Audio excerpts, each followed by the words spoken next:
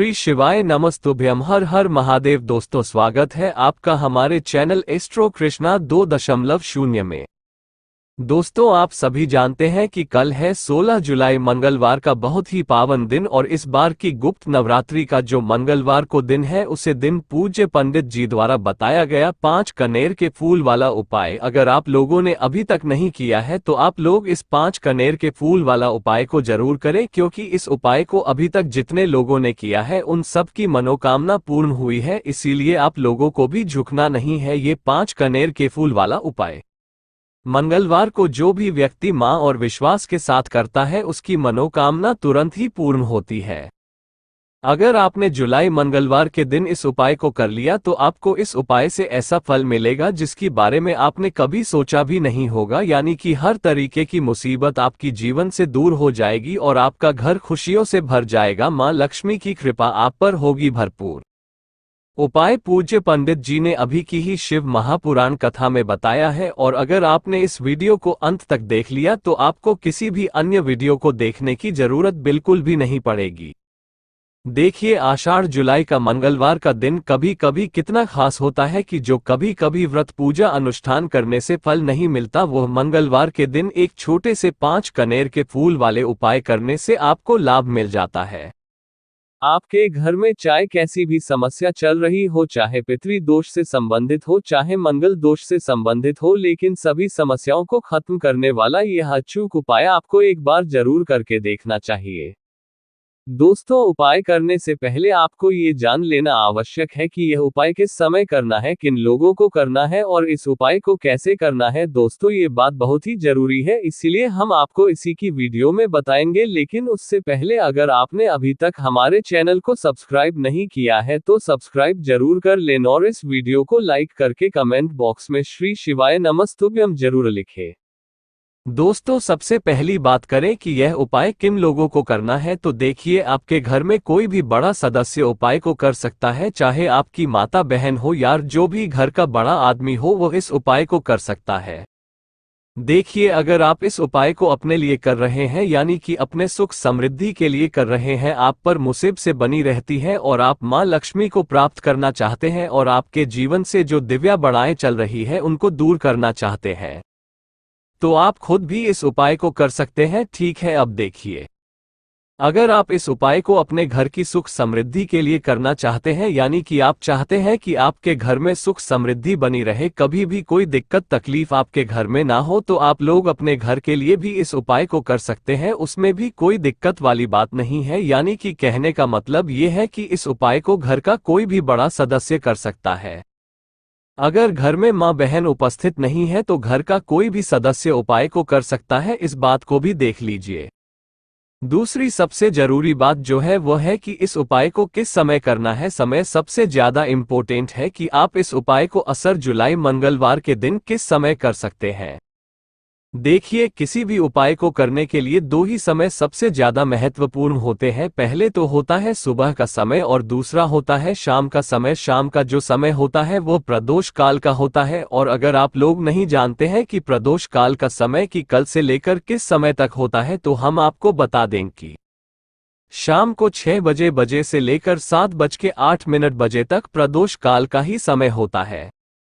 और अगर आप लोग इस उपाय को सुबह के समय करना चाहते हैं तो भी कोई दिक्कत नहीं है। अगर आप लोग सुबह के समय इस उपाय को कर रहे हैं तो देखिए, आपको क्या करना है कि जितना जल्दी हो सके 8-9 बजे तक इस उपाय को कर लीजिएगा, और अगर किसी कारण बस देर हो जाती है तो बस 11 बजे तक ही देर होनी चाहिए, यानी कि आपको जल्दी से जल्दी इस उपाय को करने की कोशिश करनी चाहिए। जितना जल्दी आप इस उपाय को करेंगे उतना जल्दी आपको इस उपाय से फायदा मिलेगा। सुबह का समय बहुत ही उत्तम समय होता है वह किसी भी उपाय को करने के लिए, और ये तो आषाढ़ मंगलवार जुलाई का सबसे बड़ा उपाय है जो कि 5 कनेर के फूल वाला उपाय है। सुबह स्नान आदि करके आपको भोले बाबा के मंदिर में पहुंच जाना है। भोले बाबा के मंदिर में आपको पहुंच करके ही इस उपाय को करना है। देखिए, जिस प्रकार से आप भोले बाबा के मंदिर में जाते हैं, आपके घर के आसपास में जो भी शिव भगवान का मंदिर है उसे मंदिर में आपको पहुंच जाना है, यानी कि जिस समय आप सुबह एक लोटा जल चढ़ाने जाते हैं तो उसे समय आपको जाना है। और आप जो भी खूब प्रसाद लेकर जाते हैं महादेव के मंदिर में वह भी आपको लेकर जाना है। मेरे कहने का मतलब ये है कि आप जिस भी तरह से भगवान शिव की पूजा करते हैं उसी तरह से पूजा कीजिए। फिर उसके बाद आपको उपाय को करना है, और उपाय को कैसे करना है हम आपको बहुत ही अच्छी तरीके से बताएंगे। आप जो भी प्रसाद लेकर जाते हैं, यानी कि अगर कोई फल लेकर जाते हैं और कुछ भी लेकर जाते हैं, उसको लेकर जाइए और एक लोटा जल को जरूर से लेकर जाइए, ठीक है। सुबह की समय की बात हम कर रहे हैं कि सुबह आपको उपाय कैसे करना है। और आप जो एक लोटा जल अपने घर से लेकर गए हैं उसको महादेव पर चढ़ा दीजिए। इस बात को याद रखना कि आप जो भी जल लेकर जाएं एक लोटा वह अपने घर से लेकर जाए, ठीक है। मंदिर में जो जल होता है उसका उससे ना करें, ये बात बहुत ही जरूरी बात है।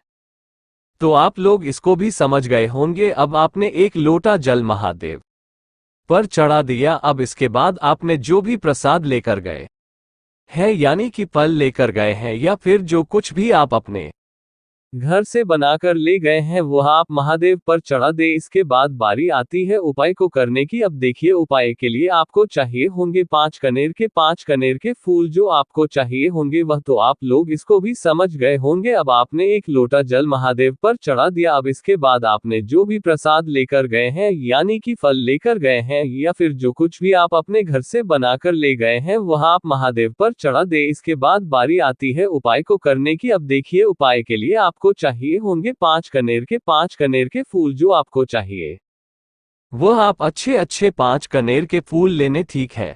अब आप भोले बाबा के मंदिर में जिस तरह से आप पूजा पाठ करते हैं उसी तरह से पूजा पाठ करके 5 मिनट बैठ जाए। उसके बाद आप लोग जो अपने साथ 5 कनेर का फूल लेकर गए हैं उनको निकालिए, और उनको निकाल करके पहल फूल को भगवान गणेश जी के स्थान पर शिवलिंग में समर्पित करते हैं, ठीक है। उसके बाद जो दूसरा कनेर का फूल निकल उसको आप लोग भगवान करके जी के स्थान पर शिवलिंग में अर्पित कर दें, ठीक है। और उसके बाद तीसरे फूल की जब बारी आती है तो वह आपके मन अशोक सुंदरी वाले स्थान पर समर्पित करना है, ठीक है। तो आपको फिर से बताने, पहले फूल को आपको भगवान गणेश की स्थान पर समर्पित करना है और दूसरे फूल को भगवान कार्तिकेय की स्थान पर समर्पित करना है।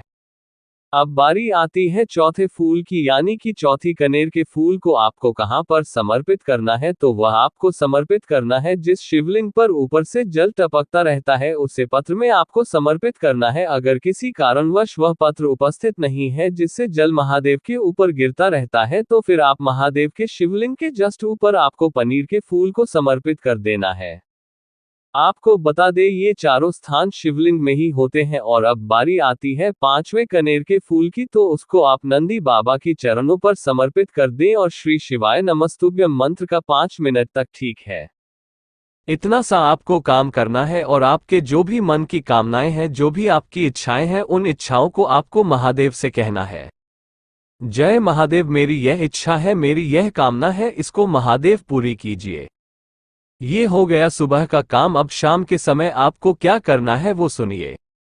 देखिए, शाम के समय आपको कुछ ज्यादा नहीं करना है।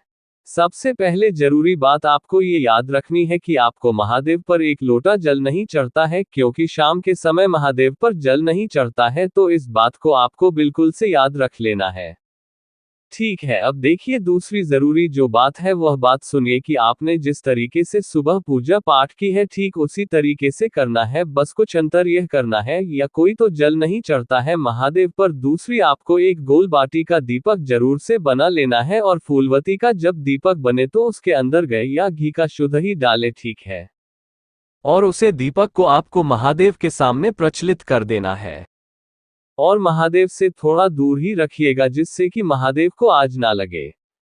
आप जिस तरीके से अपने 5 कनेर के फूल को सुबह जिन जिन स्थानों पर चढ़ाया था ठीक उसी प्रकार से आपको चढ़ा देना है। हम आपको बता चुके हैं कि सुबह आपको किन किन 5 स्थानों पर महादेव पर कनेर के फूल को चढ़ता है। तो इतना साफ कम कर लेना, और इस बात को याद रखना कि आप सुबह के समय को करें या शाम के समय उपाय को करें, ठीक है। यानी कि किसी भी एक समय इस उपाय को कर सकते हैं, कोई जरूरी बात नहीं है। या तो सुबह के समय कर लिया, अगर सुबह के समय आपको टाइम है, बिजी नहीं है, तो आप सुबह के समय भी इस उपाय को कर सकते हैं। और अगर आप शाम के समय टाइम है तो आप काम के समय उपाय को कर सकते हैं, उसमें भी कोई प्रॉब्लम वाली बात नहीं है। और हमने दोनों विधियां आपको भी बता दी। कि किस तरह से आपको महादेव पर पूजा पाठ करनी है उसको। अगर आपको हमारी यह वीडियो पसंद आई है, इस वीडियो को एक बार फिर से लाइक जरूर कर दे, सब्सक्राइब करके कमेंट बॉक्स में हर हर महादेव रहते हैं।